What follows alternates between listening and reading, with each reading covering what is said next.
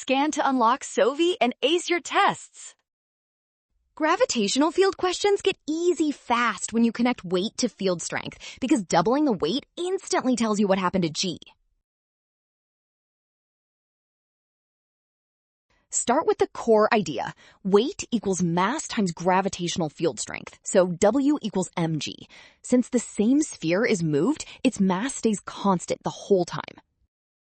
That means if the weight changes from W0 to 2W0, the gravitational field must also change by the same factor. So the new field strength is simply 2G0. At the initial location, the field strength is G0 equals Gm0 over R0 squared.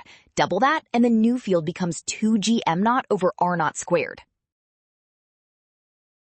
Well done! Option D, scan now. Trap, rushing past the given weight change. Rule, trust the given relationship and check each step carefully.